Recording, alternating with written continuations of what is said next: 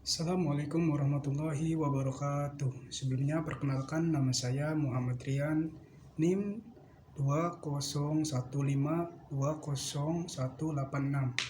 Di sini saya akan menjawab tugas UAS dari mata kuliah Psikolog Perkembangan, yaitu dengan dosen pengampu Dr. Eni Nuraini MSI. Langsung aja, yaitu soal yang pertama, yaitu sebutkan ciri-ciri masa dewasa awal dan tugas perkembangannya. Yaitu jawabannya antara lain. Yang pertama yaitu ada masa dewasa dini sebagai masa pengaturan, masa dewasa dini sebagai usia produktif, masa dewasa dini sebagai masalah ketegangan emosional. Nah, di sini tugas-tugas perkembangannya yaitu antara lain memilih teman bergaul. Yang kedua, belajar hidup bersama suami istri. Yang ketiga yaitu mulai hidup dalam keluarga atau hidup berkeluarga. Yang keempat yaitu mengelola rumah tangga. Dan yang kelima yaitu mulai bekerja dalam suatu jabatan. Nah, soal yang kedua yaitu tentang bagaimana analisis saudara dengan masa dewasa dalam penyesuaian pekerjaan dan keluarga. Di sini saya akan menjawab soal kedua yaitu penyesuaian pekerjaan dewasa awal. Dalam memasuki dunia kerja, seseorang yang memasuki fase usia dewasa awal harus melakukan tahap-tahap penyesuaian pekerjaan, antara lain yaitu pilihan pekerjaan. Yang kedua, stabilitas pilihan pekerjaan. Yang ketiga, penyesuaian diri dengan pekerjaan. Nah, penyesuaian terhadap keluarga dewasa awal. Nah, yang di sini yaitu penyesuaian terhadap keluarga dewasa awal. Yaitu yang pertama ada persiapan hidup berkeluarga. Yang kedua, dasar-dasar yang memperkokoh berkeluarga. Yang ketiga, usia pada saat perkawinan. Yang keempat, kesiapan pekerjaan. Dan yang keempat yaitu kematangan emosional. Lanjut, di sini saya akan menjawab soal yaitu nomor 3. Jelaskan perkembangan masa dewasa akhir. Bagaimana analisis saudara? Nah, di sini saya akan menganalisis bagaimana bentuk perkembangan masa dewasa akhir, yaitu pada usia 65 tahun seseorang dianggap telah memasuki masa lansia.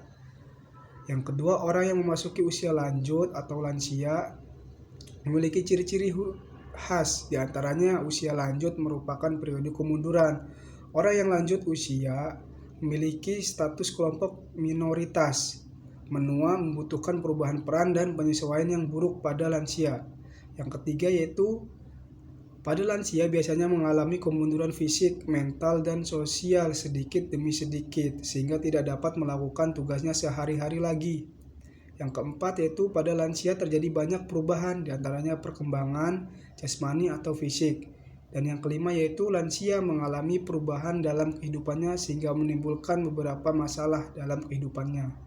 Nah, di sini saya akan menjawab soal yang keempat, yaitu dengan soal berikan penjelasan analisis perspektif masa hidup dalam proses perkembangan dan contohnya. Nah, di sini saya akan menjawab soal nomor 4, yaitu contoh pertumbuhannya, yaitu kita mulai dari bayi. Bayi yang pertama yaitu bayi. Bayi itu yaitu pada umur 0 sampai 18 bulan, yaitu dalam masa asuhan ibu atau bisa sudah merangkak. Yang kedua yaitu anak-anak. Anak-anak itu pada umur 1 sampai 11 tahun sudah bisa berlari lancar, bicara, volume otak bertambah dan dapat mulai beradaptasi. Yang ketiga yaitu masa pubertas atau remaja, yaitu sekitar umur 12 sampai 20 tahun. Nah, untuk laki-laki yaitu akan tumbuh jakun, tumbuh kumis dan janggut, mengenal pipi basah, suara membesar, dada membidang.